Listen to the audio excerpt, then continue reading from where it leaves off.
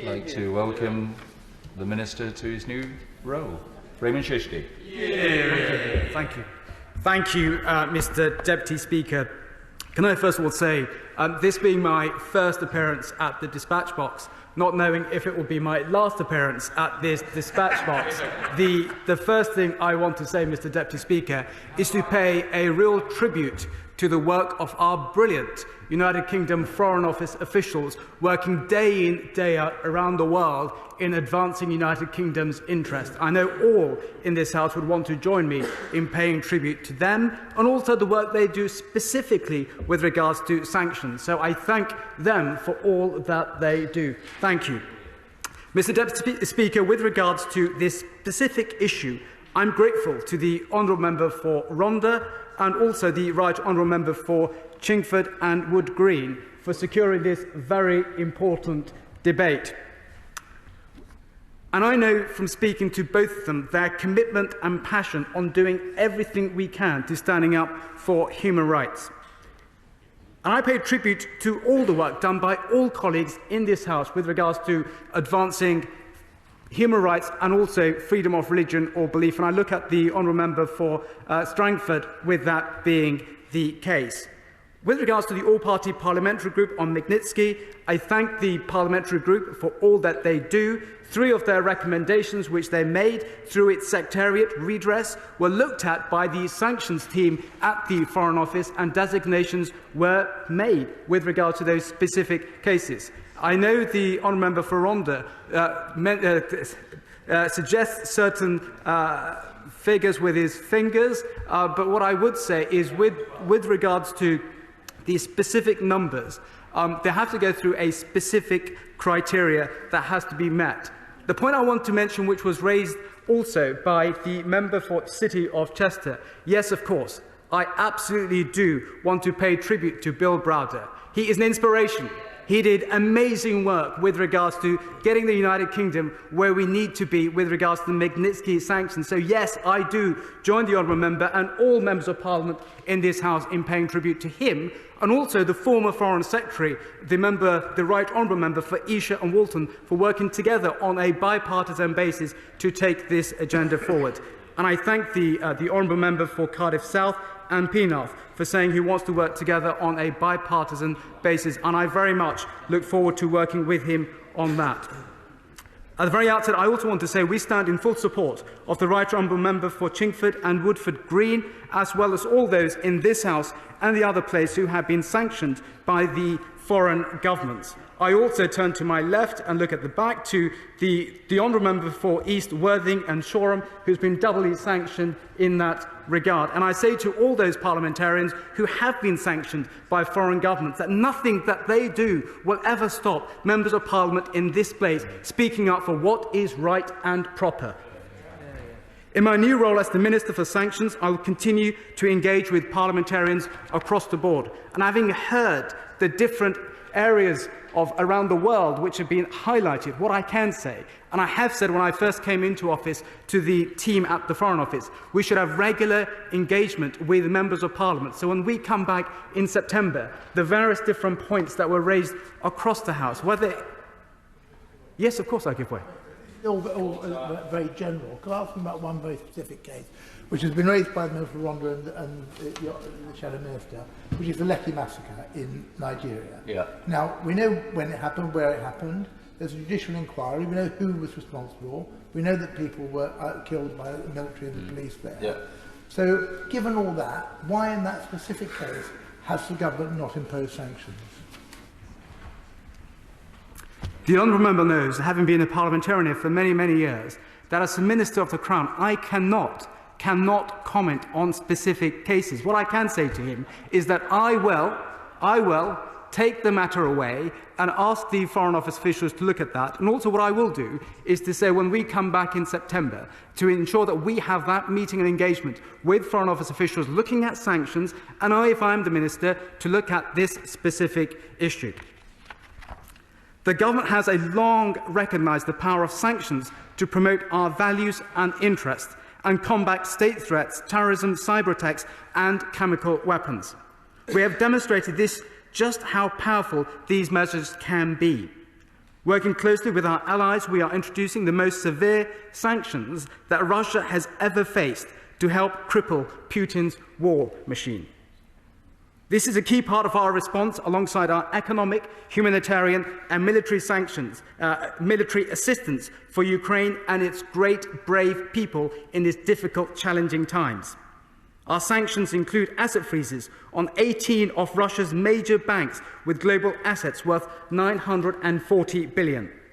Since Putin's illegal and unprovoked invasion of Ukraine almost 5 months ago, we have sanctioned more than 1,000 individuals and 100 entities. Let me make that point clear. Since Putin's illegal and unprovoked invasion of Ukraine almost 5 months ago, we have, the United Kingdom, sanctioned more than 1,000 individuals and 100 entities. I'm very happy to allow. I'm very grateful. Well, he should bear in mind that he's only managed to do that because we basically adopted all the EU sanctions and all the Canadian and American sanctions, and that those run out after a few days, so he's going to have to do them all over again. It won't be the same number by the time we get back in September. Minister. What I say to the honourable member is this. With regards to what we have done in comparison to other partners around the world, he mentions what we've done with regards to other European partners. We have done more than any other country with regards to the sanctions that we've put forward in the action we've taken against Russia on its illegal invasion in Ukraine. But what I would say, when he says this is not true, I'm very happy to have that conversation with him and the officials to look at that. But my understanding is with regards to the number of sanctions that we've applied with regards to Putin's illegal, unprovoked invasion of Ukraine, the figure is around 1,000, and also it's with regards to 100 entities. And in my understanding, that is the largest number by any other international partner in the world. I would allow, because I'm running out of time, but of course I allow. I thank the Minister for giving way. I did ask him a very specific question, which was that Canada has sanctioned Alexander Lebedev. Can he confirm whether or not the UK has done so? I'm grateful to my honourable friend for that question. What I can do is ask my officials to look at that specific point and come back to him on that. The United Kingdom has designated more individuals than any other G7 member, demonstrating our leadership in this field. We also brought forward emergency legislation so we could respond even more swiftly and effectively. We now have a significantly expanded sanctions directorate within the Foreign, Commonwealth and Development Office to take forward these measures. I visited the Direct this week, where I was impressed by their incredibly hard work everyone is putting in to deliver our objectives. And let me be clear, these measures are working. Sanctions imposed by the United Kingdom and our international partners are having a deep and damaging consequences for Putin's ability to wage war. I'm turning now to the point raised by my right honourable member for Chingford and Woodford Green. He asked about greater collaboration with the United States as we move forward with regards to sanctions designations. I'm in the United States next week, speaking to counterparts, looking at sanctions and how we can work together even more in the coming months and years on this specific point. It may not be quite what he wanted me to say, but what it does show is our commitment to work with our international partners. Having come into office over 10 days ago, I'm in the United States next week meeting counterparts on this specific, very important issue. The issue of Bosnia was raised earlier. Meanwhile, we continue to impose sanctions in support of human rights and democracy elsewhere in the world, using our geographic regimes. This includes measures cutting off arms flow to the military in Myanmar, targeting those supporting the Assad regime in Syria, and bearing down on politicians who are undermining the hard-won peace in Bosnia-Herzegovina. In recent years, we have boosted the tools at our disposal through our independent sanctions framework. We launched our global human rights sanctions regime in 2020 and our global corruption regime the following year. Our global human rights regime helps us to hold account those involved in serious human rights violations or abuses, including torture, slavery, forced labour, by imposing targeted asset freezes and travel bans. Since this regime was launched, we have designated 81 individuals and entities. We have used it to stand up for the rights of citizens in countries ranging from Russia to Belarus, to Venezuela, to Pakistan, to Gambia, to North Korea. And the Honourable Lady from Fife raised the point earlier about Belarus. Only yesterday, in the other place, there was legislation going through with regards to Belarus and the sanctions amendments and regulations, and that will be coming back to this House in September, which will allow for further debate on that very point. Specifically turning now to Hong Kong and China, it's been raised by parliamentarians from across the House. We have also taken robust action to hold China to account for its appalling, and I say appalling, human rights violations in Xinjiang, including systematic restrictions on religious practice. On that very point, the member for Strangford, who chairs the all-party parliamentary group on freedom of religion or belief, I thank him for the amazing work that the parliamentary group does. And as a former envoy for freedom of religion or belief, having worked with the United States to set up the International Alliance for Freedom of Religion or Belief, 26 member states at the time, working with my then counterpart Sam Brownback, the Ambassador at Large for Religious Freedom or Belief, I totally get and understand working in partnership that what collaboration can do with regards to advancing interests which are important to our both great countries. So I get that. Last year we imposed unprecedented joint sanctions against those responsible for enforcing China's repressive policies in the region. We took this action alongside 29 other countries, demonstrating the strength of international resolve. We have also led international efforts to hold China to account at the United Nations, taken measures to tackle forced labour in supply chains, funded research to expose China's actions, and consistently raised our concerns at the highest level. On Hong Kong, we continue to challenge China for breaching its legally binding commitments under the joint declaration. We have called their conduct out on the world stage, and together with our G7 partners have condemned the steady erosion of political and civil rights. We have also opened our doors to the people of Hong Kong through a new immigration path for British nationals overseas, with over 120,000 applications. Moreover, we have suspended the UK-Hong Kong extradition treaty indefinitely and extended to Hong Kong the arms embargo applied to mainland China since 1989, as updated in 1998. While it would not be appropriate for me to speculate about future possible designations, we remain committed to working with partners to hold China to account. And I say this also, not just simply China. We remain committed to working with international partners, and whether that be with our friends in Canada, whether that be with our friends who are also applying the same system, a similar system on sanctions in Australia, and also the EU. We will work together hand in hand to ensure everything that can be done is being done to hold those perpetrators to account for serious human rights violations. That is a top priority for this government. The other point I want to briefly touch upon, Mr. Deputy Speaker, is with regards to our global anti-corruption sanctions regime, which targets those involved in bribery and misappropriation, stopping them freely entering the United Kingdom and using it as a safe haven for dirty money. The point raised by the Honourable Member for Hammersmith and also for Butte with regards to how do we address the issue of dirty money coming into the United Kingdom. That is also a key priority for our government. In just over a year, we have designated 27 people so far, including Ajay, Atul, Rajesh Gupta and our associates Salim Issa.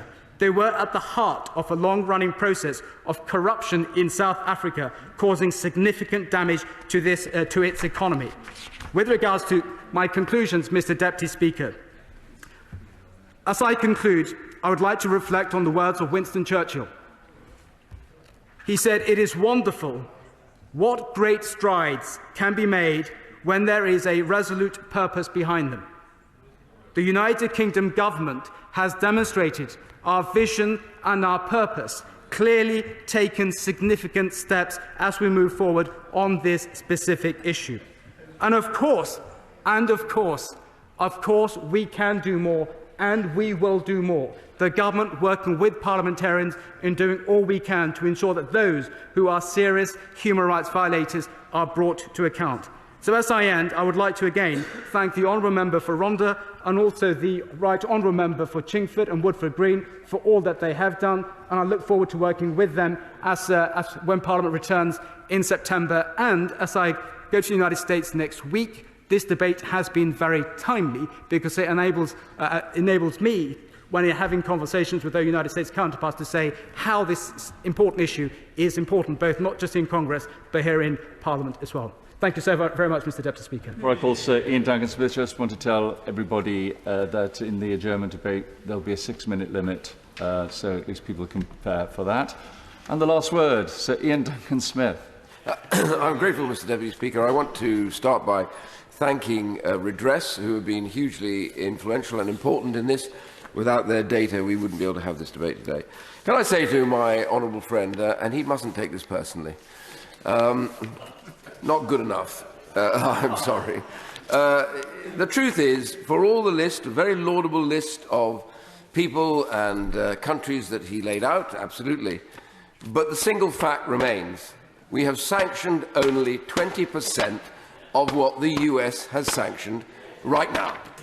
And there is no answer yet as to why they know more than we do, and if they do know more than we do, why we haven't asked them for what they know that we don't know.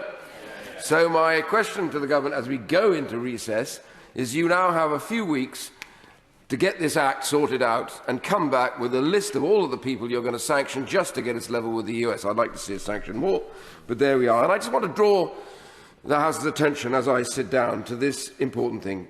The reality is, in Xinjiang, the Uyghur are being decimated over the crime of all crimes of genocide. How is it we haven't sanctioned those who were the architects of this brutal, foul crime? Could I ask my honourable friend, please, to go back to his office and say, get those names that the Americans have sanctioned, let us now sanction them immediately. We should stand for freedom, human rights, the rule of law. These are features of what we do here. If we can't spell out to the world that we will not allow these actions to take place of brutality and corruption anywhere in the world, and even in London, then we aren't worth that title. I believe we are. Can we please come back in September and sanction everybody that we can? Thank you very much.